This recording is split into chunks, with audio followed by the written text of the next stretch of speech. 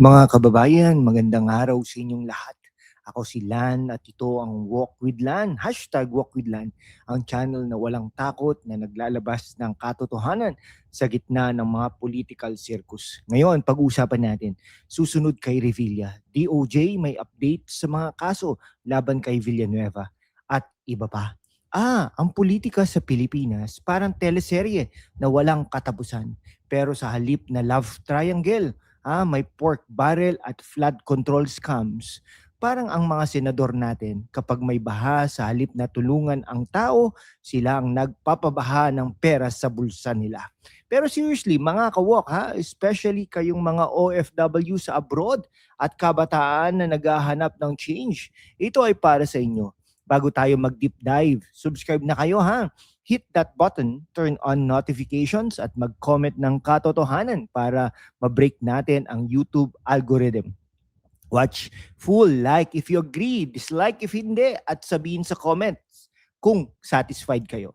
Shout out sa mga viewers natin sa Pilipinas, mga kapwa Pinoy na lumalaban sa traffic at korupsyon, at sa United States of America, Canada, Australia, United Kingdom, Hong Kong, United Arab Emirates, Denmark, Japan, at Italy. Salamat sa inyong suporta.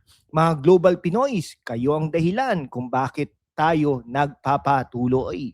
Una, balik tanaw tayo sa kaso ni Bong Revilla. Noong January 16, 2026, nag-file ng Office of the Ombudsman ng malversation cases laban kay Revilla, kaugnay ng 92.8 million pesos ghost flood control project sa Bulacan. Non-available mga kawok. Surrender siya at ngayon nasa Quezon City Jail sa Payatas. Parang action star siya sa pelikula. Pero this time, ang script ay Bong in bars, hindi bar exam. Okay, kundi Zelda. No? Ito ay hiwalay sa dating pork barrel. No? Pork barrel scam niya noong 2014 kung saan na-acquit siya sa Sandigan Bayan. Pero DOJ denies double jeopardy. Sabi nila, new evidence from NBI probes sa DPWH projects involving Wawaw Builders at top-notch catalyst builders. Ito ay nagpapakita ng systemic issue sa gobyerno. Paano nangyayari ang ghost projects? Dahil sa kickbacks. Ayon sa reports, over 92 million pesos na wala sa hangin habang ang Bulacan ay laging binabaha. Mga kabataan, ano sa tingin ninyo? Comment down below para ma-boost ang watch time at satisfaction. Sabi ng algorithm, what you watch matters. Shout out ulit sa UAE at Hong Kong, mga OFW na nagpapadala ng pera sa pamilya. Imagine ninyo if the money goes to real flood control, hindi sa bulsa ng mga politiko. Ngayon, ang main event. Susunod ba si Villanueva kay Revilla? DOJ update as of January 20, 2026. Confirmed ni spokesperson Attorney Polo Martinez na si Senador Joel Villanueva ay respondent sa 3 separate malversation complaints, all non-bailable. No? Ito ay link sa anomalous flood control project sa Bulacan, katulad ni Revilla. Villanueva submitted counter affidavit noong January 5, calling it ridiculous. Ridiculous Parang sinasabi niya, ano ba yan? Flood control o flood of cash sa aking account? Si Villanueva kilala sa labor bills, pero ngayon labor siya sa depensa. No? Ang cases ay under preliminary investigation sa DOJ. Labor siya hiwalay sa initial 5 cases na nasa ombudsman na. Posibleng graft din. Sabi ng sources, bakit ngayon lang? Dahil sa 2025 elections aftermath, mga OFW, ito ay reminder, ang pera nyo sa taxes dapat sa infrastructure, hindi sa scam. Like if you think DOJ should push harder, dislike if you believe Villanueva's innocent, help the algorithm, know your prefs. Shout out sa Canada at Australia, mga kababayan na nasa snow pero feeling the heat of Pinoy politics. Hindi lang si Villanueva, may iba pa. Reports mention possible subpoenas kay Estrada at Revilla ulit sa plunder complaints. DOJ pwedeng mag-issue ngayong week Parang reunion ng dating senador sa DOJ hearing, hindi sa party. Ito ay part ng larger flood control scandal where billions in DPWH funds allegedly went to ghost contractors.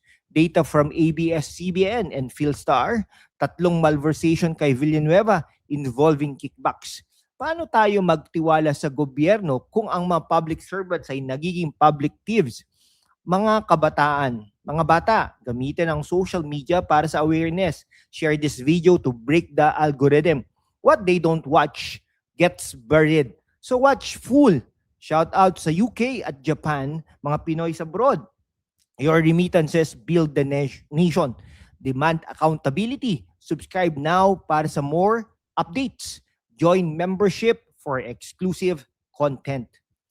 O mga kaibigan, balik tanaw muna tayo. Parang PDAF scam 2013. Revilla, Estrada, Enrile. Na-acquit sila. Pero ngayon, new chapter. Parang sequel na Floodgate 2, The Return of the Pork. Factual comparison lang tayo Dating cases ay PDAF. Ngayon, DPWH flood projects. Ayon sa NBI, evidence includes documents showing malversation, improper use of funds, systemic corruption paano maiiwasan, stronger oversight. Kayo na nasa Denmark at Italy compared to your host countries, anti-corruption laws. Comment your thoughts. Satisfaction survey here. How much time you spend watching helps push this to more viewers. Shout out sa US at Pilipinas, mga frontliners sa laban. Deep analysis muna tayo mga kababayan. Ito ay test sa justice system. Will DOJ and Ombudsman deliver? O baka naman parang weather forecast. Maraming ulan ng promises pero walang action. Social impact lang tayo Flood-prone areas like Bulacan suffer while politicians allegedly profit. As of January 22, 2026, Villanueva's cases ongoing. Revilla detained without special treatment. Sa mga kabataan, para sa mga kabataan, gamitin ang boto sa susunod na eleksyon, 2028 yan.